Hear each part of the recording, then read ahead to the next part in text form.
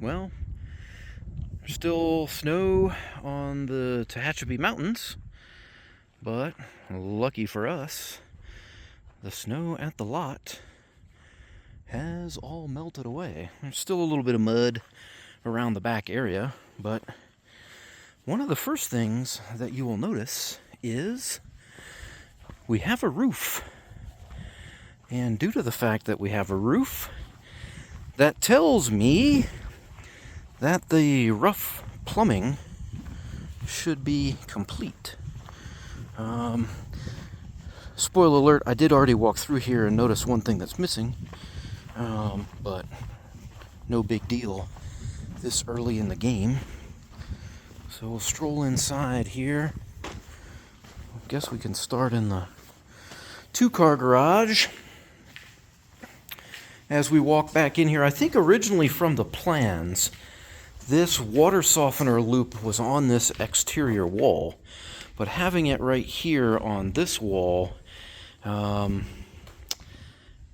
don't really care. I don't think it matters. So that's that.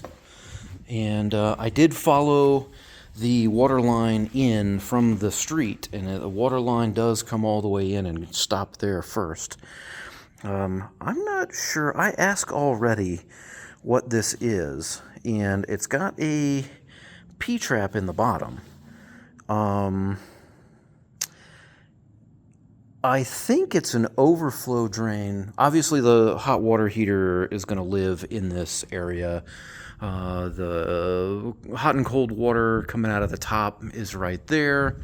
But my question is, I don't know, maybe my code is not, maybe I'm not knowledgeable on the code, but I didn't think you could do temperature, pressure blow off through the wall. So, and this, it's plumbed into the plumbing. So, I don't know. I guess if it passes the inspection, it passes the inspection.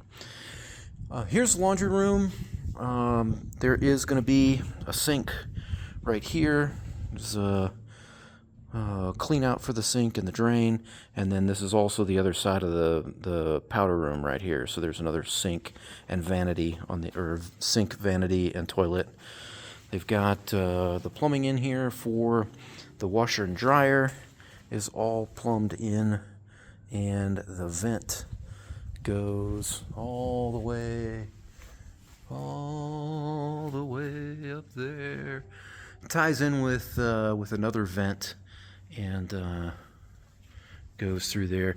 These are a little pressure equalization thing between the room. They put that little since there's no it lets the return air come out of here. So there's a vent in here to blow air in, but no to blow air out. So that gets to escape through that. And here's that little powder room we were talking about. Here's our computer server area, our little, I guess it'll be a dry bar. There's gonna be no sink there. Here's our one-car garage. Here's where our water is going to come in from the street. It's going to go through here, and that's one of our first hose bib is on the outside of there. The thing that we found that they're missing is we're supposed to have an ice maker hookup right here for the garage fridge.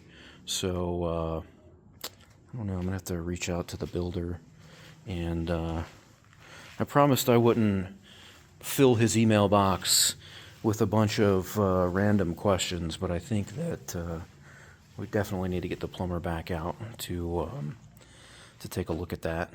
We've got our windows in. We probably saw those from last week.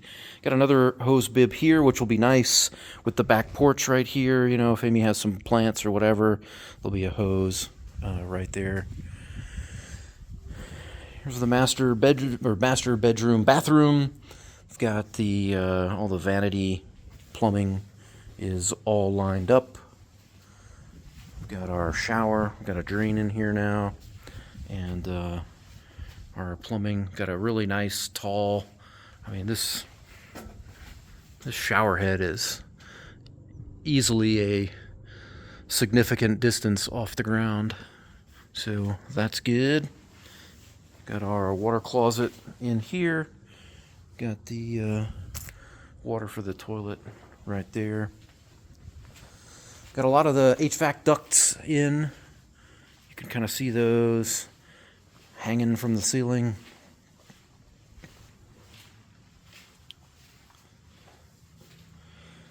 Got the island in here. This is really starting to come together. Starting to look like a real house. Here's all the kind of the backside of that plumbing. When we're talking about the water heater, basically is just kind of drops into this area. Actually, another thing that I don't see plumbed is Amy's pot filler. So we'll have to ask about that as well. So that's two good things to ask about. And then these water lines that go down into the foundation actually pop up over here. The sink is going to be here in the island, kind of in the middle of the great room, kind of looking out that direction.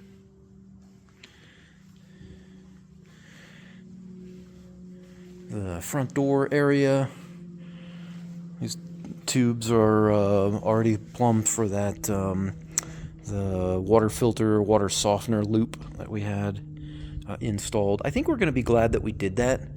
It's one of those things that, cost us a couple $100 out of the gate, but I would rather pay for it now and have it installed than try to replumb the entire house at another time. Here's the kind of guest room, office area and bathroom.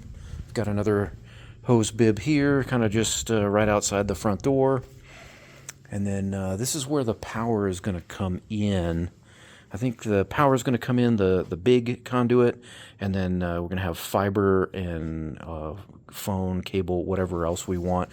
They are just going to make the one trench from here, the corner of the house, all the way up the hill. You can kind of see the one utility pole. Spent about an hour on the phone with the fiber internet guy, kind of arguing about how we're going to run fiber. He wanted to run fiber from the pole, essentially through that tree to the corner of the house. And I said, no, my builder's putting conduit in the ground specifically for you, so we don't have to do that. Here we are. We can get a look at the tub, the guest bathroom tub. And so obviously sink, toilet, tub, and some other ventilation in here.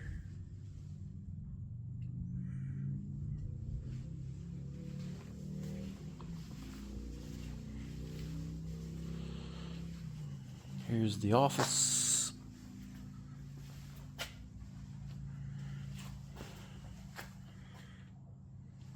I like this nice low window. Even though my desk or whatnot's probably going to come up a little ways, it'll still be nice to have that, so it's not blocking in any kind of visibility. I don't know if you noticed this. There's a huge erosion out here. And Amy was like, are we going to have trouble with this in the future? Yeah, probably. We're definitely going to need to put gutters on this house for that reason. But there is a line item in the budget for final grading. And the last time we talked to the builder, the septic tank and system isn't installed either. So they're going to have to dig that whole area up anyways. So there's really nothing to worry about. Steve will enjoy this 2x Cat 6A right there in this corner. And that's also where our our little Smurf tube drop goes. Yeah, so that's about it. All right, this chunk of the video is just for Steve. Everybody else, fast forward. All right, Steve, Nerd Lab, here it is.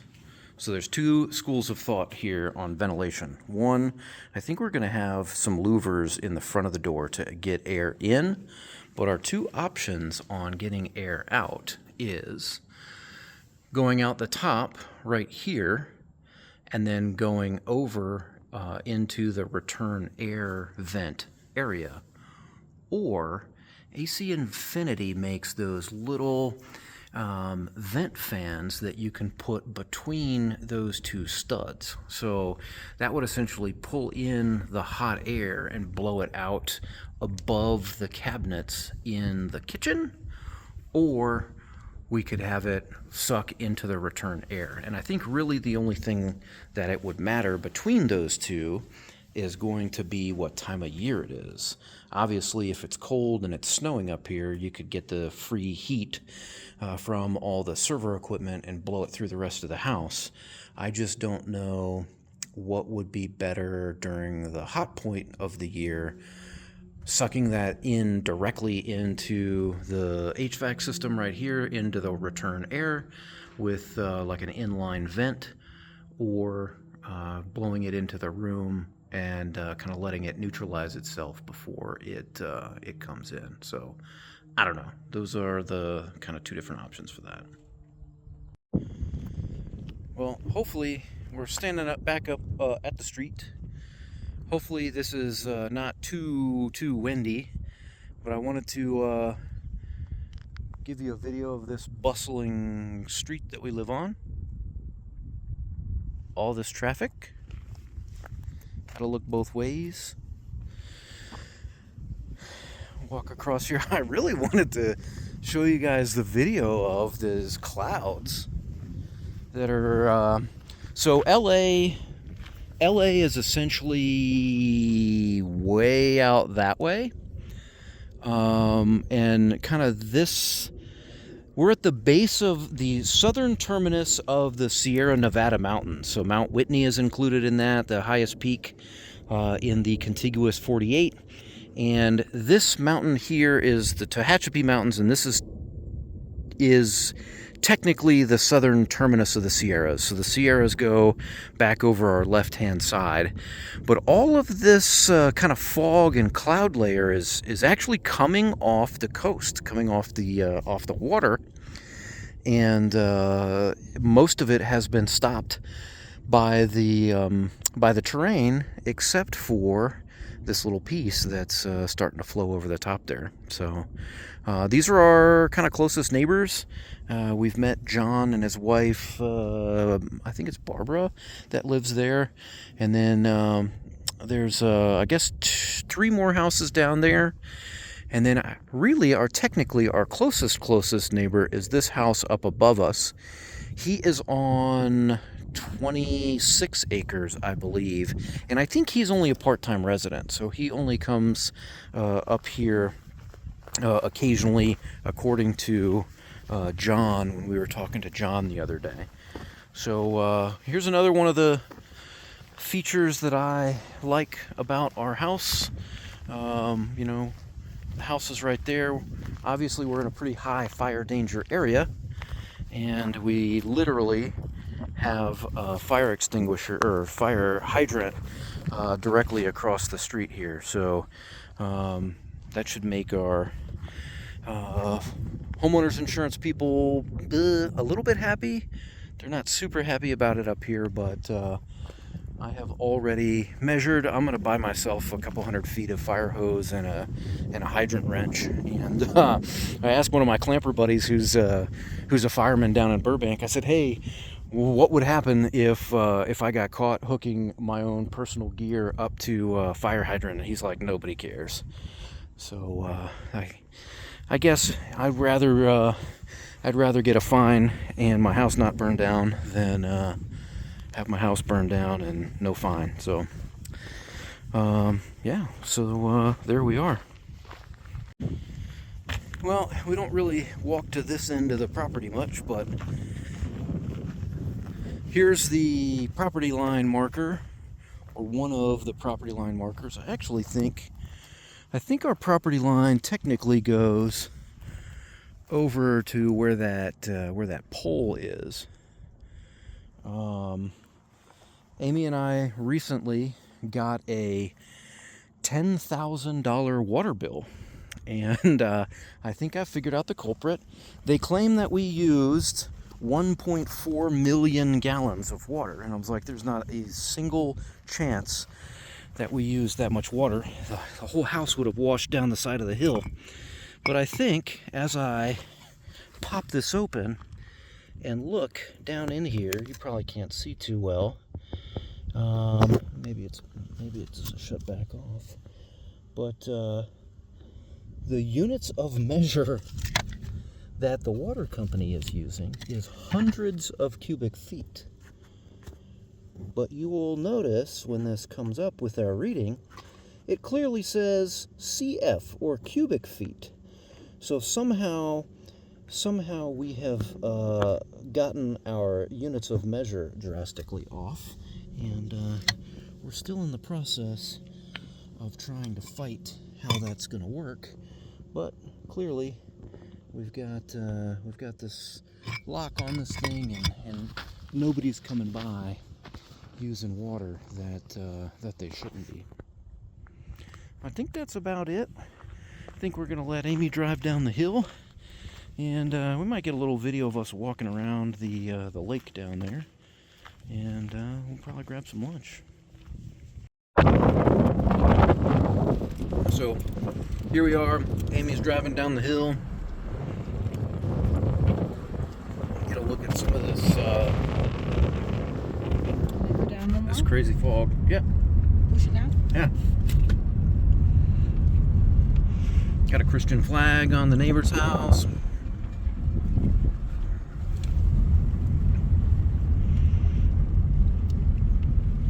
And there's our little lake way over there where we are on our way to go walk around the lake. This is one of 3 ways up and down the mountain. This is kind of the middle access. There's a close access that's close to the gate for the community.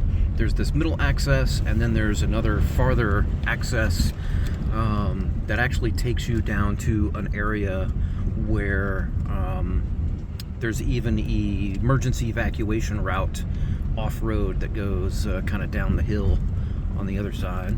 It smells like barbecue. Yeah, it smells like somebody's either barbecuing or they got their fireplace going. So this whole community really started out as like a second home, like vacation community. So there's a kind of wide disparity between newer, larger homes, like this one on the left here, of people that live here full time. And then there's a handful of older, kind of tiny cabin areas. Most of the homes down in the valley floor are all equestrian homes. So many of them have, you'll see some horse rings down there and some livestock areas.